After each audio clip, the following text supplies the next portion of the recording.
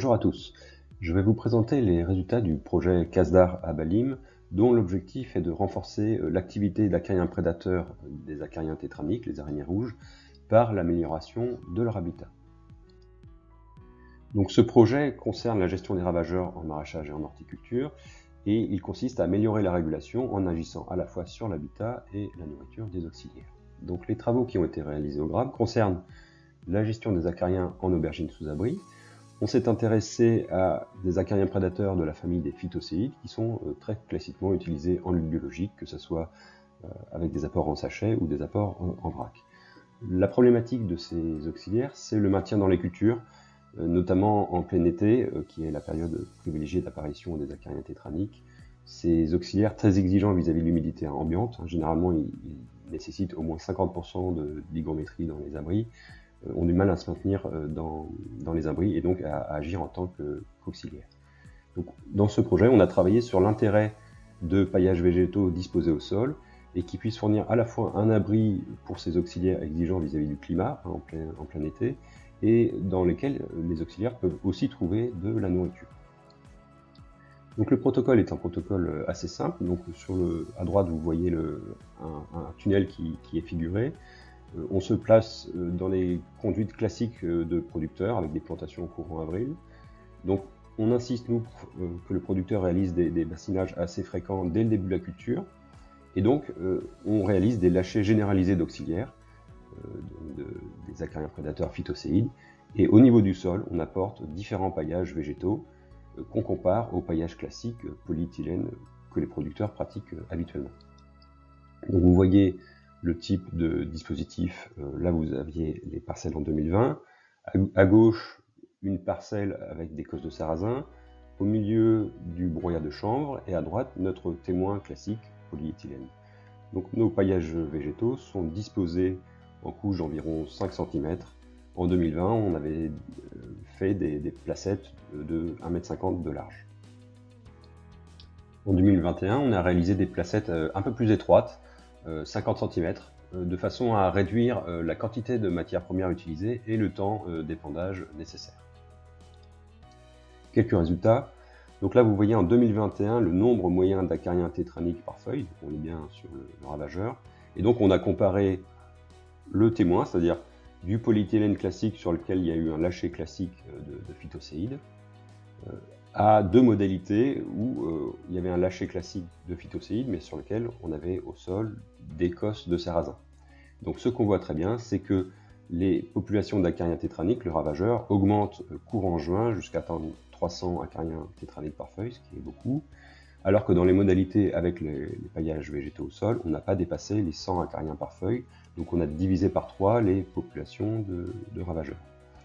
Donc on a eu un très bon effet de nos paillages végétaux cette année-là. On était sur Transeus Mondor 26, un acarien prédateur. Et donc fin juin, il y a eu un traitement dans le tunnel parce que le producteur ne pouvait plus... les dégâts étaient trop importants pour le producteur. L'explication de cette différence entre les attaques de ravageurs est très claire quand on regarde les populations de phytocéides, donc les auxiliaires qu'on a lâchés dans les tunnels. Quand on compare les populations de phytocéides dans le témoin par rapport aux deux modalités où on avait du paillage de cosses de sarrasin au sol, on voit vraiment que les cosses de sarrasin ont permis une meilleure dispersion des phytocéides dans la végétation, puisque quand on regarde le pourcentage de feuilles occupées par les phytocéides, on a à peu près 30-40% des feuilles occupées courant juin, alors qu'on est autour de 10%, donc la répartition est bien meilleure dans la culture. Et si on regarde aussi les populations de phytocéides, on a aussi des populations bien plus importantes de phytocéides dans les modalités avec des cosses de sarrasin, alors que les doses de lâcher ont été les mêmes dans les deux modalités, témoin et cosses de sarrasin. Les populations de phytocéides remontent courant juillet, puisqu'on a fait un lâcher de Neocellulus californicus après notre traitement pour réensemencer le tunnel en auxiliaire. En 2021, on a réalisé des piégeages au sol. Donc vous voyez là un piège, ce qu'on appelle un piège barbeur dans les cosses de sarrasin. Et donc les prédateurs qui se déplacent au niveau du sol tombent dans ces petites coupelles et on récupère les auxiliaires pour pouvoir les compter. Ce qui nous permet de bien distinguer les modalités entre elles, le témoin et les deux modalités avec cosses de sarrasin. Donc on voit les phytocéides qu'on a lâchés, on les retrouve de façon bien plus importante dans les deux modalités avec cosses de sarrasin, ce qui montre que ces cosses sont bien un habitat pour les phytocéides qu'on a lâchés, en comparaison du témoin paillage plastique sur lequel on a très peu d'acariens. Macrochelys, qui est un acarien prédateur du sol, qui reste au niveau du sol, lui, on ne retrouve pas du tout au niveau du témoin au niveau des témoins plastiques, alors qu'on en retrouve au niveau des cosses de sarrasin.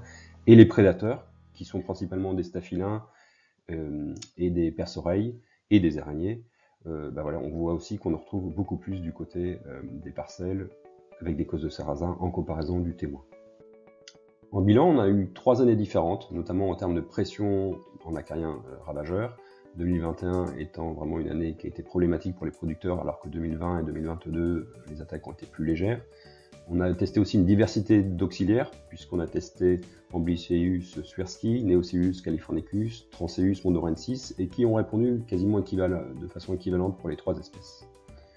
Donc ce qui est très clair, c'est que certains paillages végétaux, et dans nos essais c'est la cosse de sarrasin qui se sont vraiment distingués, améliorent la colonisation de la culture par les acariens phytocéides, c'est-à-dire en termes de dispersion et d'effectifs, et le maintien de ces auxiliaires pendant des périodes de climat plus hostiles pour elles. Ce qui est très clair, c'est que la localisation de ces auxiliaires est plus homogène sur la culture. On les trouve vraiment à différentes strates de la végétation, strates hautes, strates basses, alors que quand on a du paillage plastique, les auxiliaires sont plutôt en strates hautes. Ce qui est aussi important, c'est l'hygrométrie. Et donc c'est le fait d'avoir combiné des bassinages, et on voit vraiment que les cosses de sarrasin ont apporté un net bénéfice au moment où les bassinages étaient réguliers et qu'on a réussi, en une perspective, à améliorer l'hygrométrie, à augmenter l'hygrométrie au-dessus du seuil nécessaire pour le maintien de ces auxiliaires. Donc l'effet a été très clair en 2021 sur les acariens tétraniques, puisqu'on a réussi à diviser par 3 les effectifs de ravageurs. Ce qu'on a vu aussi au niveau des barbeurs, c'est que la présence des cosses de sarrasin a permis une présence plus importante d'auxiliaires au niveau du sol, les staphylins, les araignées, les phytocéides. Par contre, sur d'autres ravageurs que sont les pucerons par exemple, on n'a pas vu d'effet. On n'a pas vu d'effet non plus sur Macrolophus, qui est un prédateur d'Alrod et de Tuta notamment. Donc en perspective, on peut se poser la question de l'intérêt de d'autres paillages végétaux, puisqu'on a testé une palette assez réduite de paillages végétaux. Pour l'instant, on a maintenu le paillage plastique sous nos paillages végétaux, mais la question se pose, est-ce qu'on pourrait substituer le paillage plastique par les paillages végétaux? Et une des questions principales aussi, c'est le coût de la pratique.